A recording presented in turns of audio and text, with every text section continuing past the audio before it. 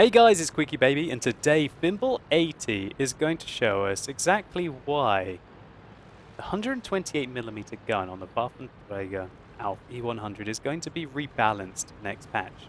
Now currently, this tank has a 6-round autoloader with 560 alpha damage, and it takes, or at least the tooltip indicates, 60 seconds to reload this beast. Next patch, one of those shells is being removed from the autoloader, so it's only going to have 5 shells when fully loaded, but its reload time is being dropped to 52 seconds. Now, this is a definitive DPM nerf for the tank. But also, sometimes you don't need those 6 shells, but you still want to reload. So the fact that the reload time is being reduced, although the clip potential of the tank is being heavily reduced along with it,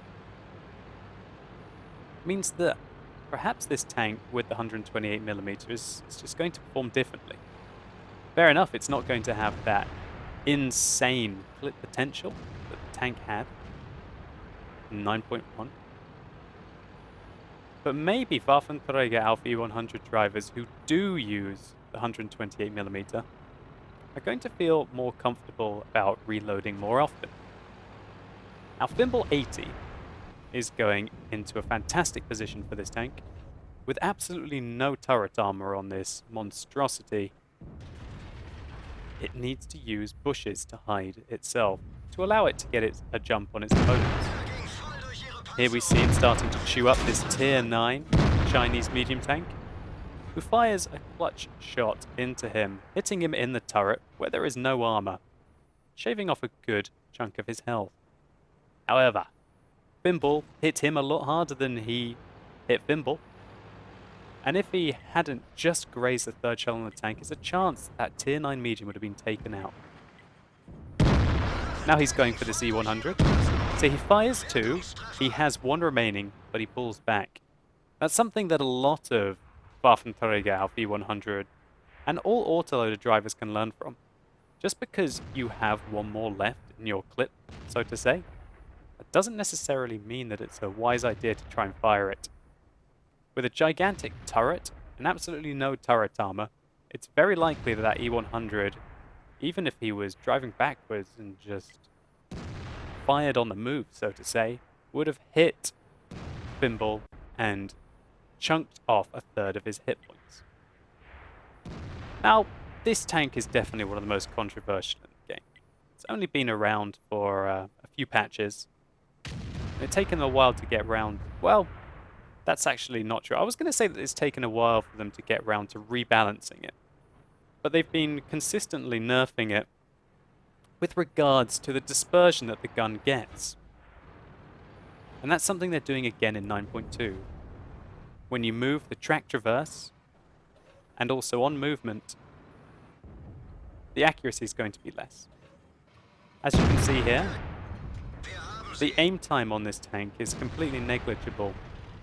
But I can understand that what they want to do is stop a Waffentrager Auf E-100 from making an aggressive advance, and then instantly stopping and being very accurate. That's only a good change. Now, this tank is also controversial,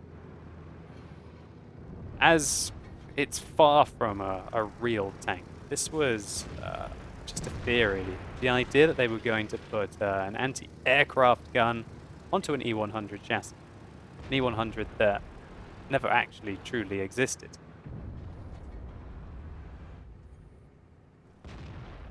And what happens when you shoot an anti-aircraft gun at tanks? Well,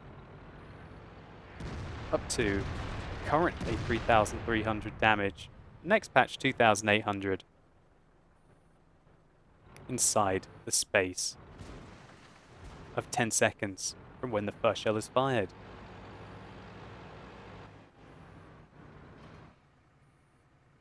So he sees the side of an E-100 turret, but it's angled very well. Now he's aiming for the top bar on the tank and is able to penetrate it. So he's got 2 left.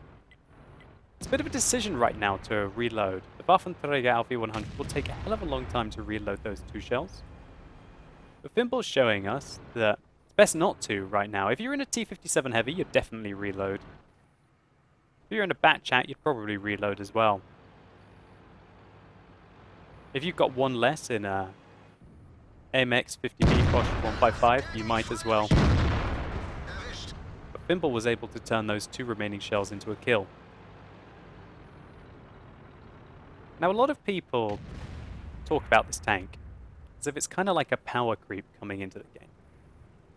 And I would actually kind of agree. But do we really need a tank that is capable of so much damage in a short period of time, when the vast majority of tanks in the game do have a reload? It can have a real devastating impact on the gameplay. When I've played this tank, I think you find it very hard-pressed to not do 3,000 damage in a game. Because you've got the health to be able to weather any kind of storm that the enemies can throw at you, as long as you engage them one by one. I think the time that this tank does really badly is either, obviously, if it's caught reloading, or B, if it has to engage multiple opponents at the same time. With his binoculars activated as well, Fimble has absolutely devastating view range. 420 base, fair enough. The tank is incapable of using vents. With binoculars, that's huge. So he puts the first shot into the superstructure, the second one misses slightly, third one into the superstructure, and the bounce, and the bounce, and the bounce. So 2 out of 4 penetrated there. Against the superstructure of the Jagdpanzer E-100. But he did enough. He did enough. He did 1,250 damage, even though he only penned a third of a clip. And that's not a small amount of damage. That's half of the enemy tank, even if you only manage to pen a third of your shots. It's scary to think that this tank can kill a Jagdpanzer E-100 if it only pens 4 out of 6 of its shots. Now, this game's looking a little tight right now. Fimble's already managed to pick up 5,000 damage. His team are down 2 tanks. And I haven't really checked out this position before. This position is quite dominant. Although I guess it kind of depends on the fact that the enemies will come round that south corner. Fimble's keeping a good eye out here. I believe he was thinking about going for this IS-7 and the 50B. And yep, he's going to clean engage on the IS-7. He looked for the 50B. The 50B wasn't there. But he had a nice side shot on the IS-7 there. Now the enemy are being very aggressive along the south flank, and this is where the Waffentrager Auf E-100 really shows its true colors.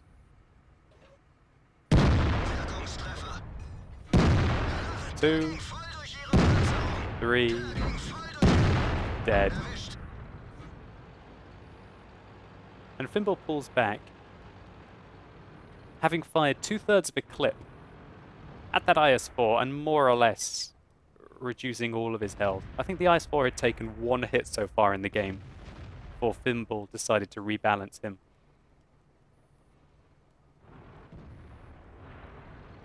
Now, that 50B, if that 50B had come round the corner and gone this way, he would have been able to kill the Waffentrager Auf E-100. That would have required some knowledge about his reload. And the worst thing that you can do against this tank is not pressure it between its reloads. And Fimble is in a position here that does allow him to have a good amount of cover between his reloads.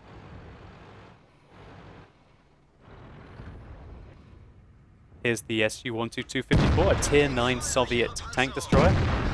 1, 2, 3. Now there's a Tier 10 tank destroyer.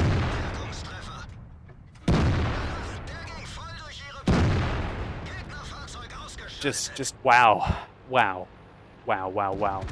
3,000 damage done there in probably about 10 seconds of gameplay. Probably about 10, 12 seconds of gameplay. Just completely changed the game. There were There was one full health tier 9 tank destroyer and a tier 10 tank destroyer with, I believe, 3/4 of its health remaining. Some good marksmanship there by Fimble, combined with a tank with just purely devastating clip potential and good flexibility due to its turret.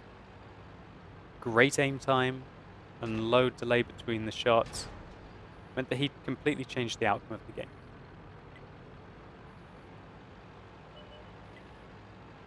Now Fimble sees a 50B.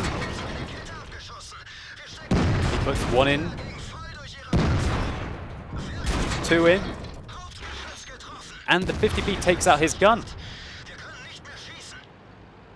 His gun has been taken out.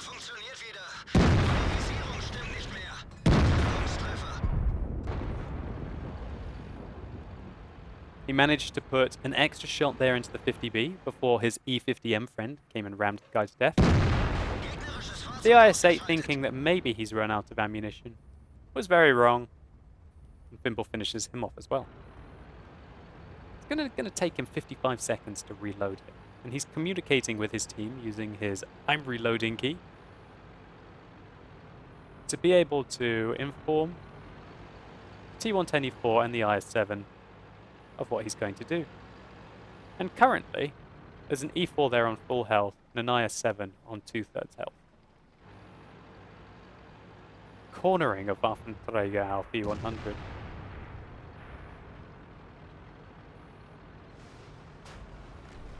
The IS-7's trying to run away as quickly as he can.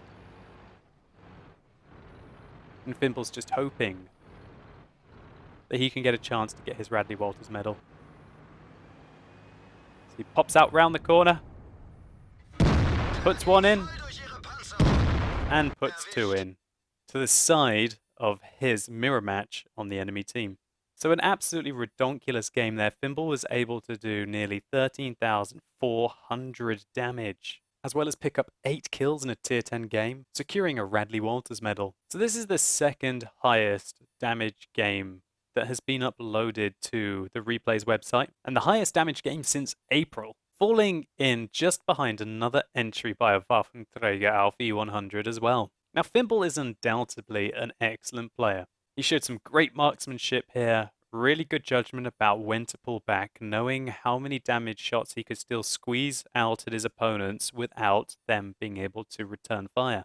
He was definitely in the right place at the right time, killed half the enemy team and defended an entire flank, fair enough progressively over the course of a 12-minute battle. The position that he was in was undoubtedly strong for the Waffentrager Auf E-100. It has a great view over the rest of the battlefield, and he's safe enough that he's not going to get rushed in between reloading. One of the key reasons why I'm showing you this replay, however, is I just want to state my opinion on the Waffentrager Auf E-100. Now, I go two ways with this. One, it's really exciting to have such exceptional tanks in the game.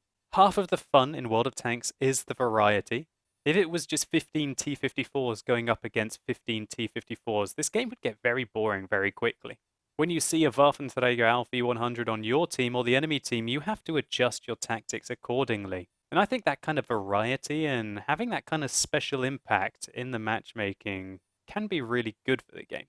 But there are equally things like this, and I'm going to show you a quick clip, that are really bad for the game. So just to set the scene, I'm playing in my Waffentrager Auf E-100, and I have just been flanked by an E-100 driver. I saw that he just fired. I know that he's got a very long reload. I can fire at him on the move. 4, 5, and I still have 1 left in the clip. Absolutely redonkulous.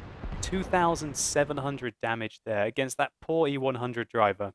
Now the thing is there's nothing that this gentleman could do.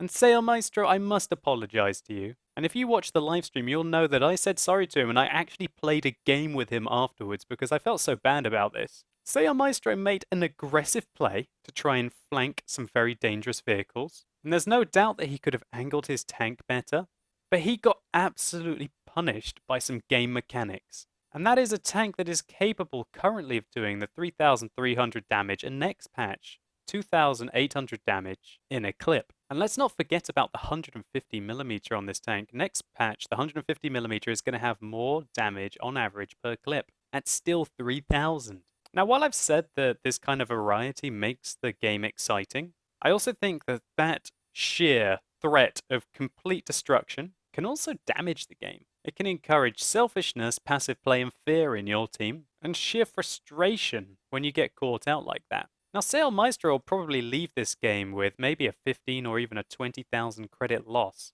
Has he had fun?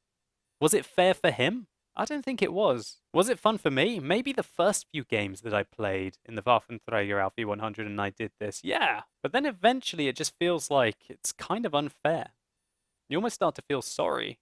I guess the bottom line is that I would strongly discourage the development team from pushing towards these kind of vehicles, or at least make sure that they never get more powerful than this. I'm happy with the balance changes that are coming to the Waffentrager Auf E-100. I feel like it's going to definitely enhance the choice between the guns. It's going to take some testing to really see how this changed 128mm will compare to 150mm, but I think it's great that there will be a close choice between the guns on the tank. Anyway, let's just take a quick look at the post-game stats for Fimble80's game. So, Fimble managed to pick up a high caliber medal, unsurprisingly, and the Radley-Walters medal.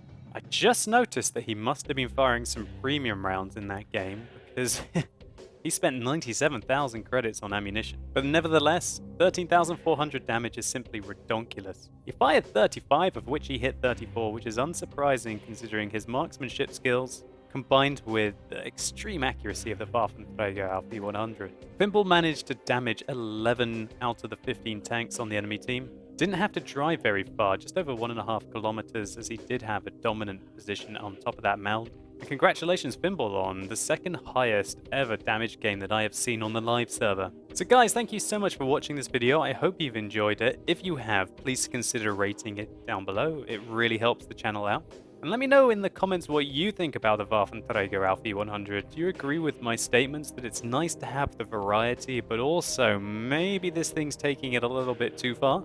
Maybe you have a more extreme opinion. Do you think this is just a horrendous beast of a tank that is insane power creep and really it needs to be nerfed even harder than what they're doing in 9.2? What do you think because of its turret armor and its long reload time and rather unremarkable overall DPM? That there are balancing factors to it, and you can still outplay it. Anyway guys, thank you so much for watching. You've been epic, and hopefully I'll see you soon.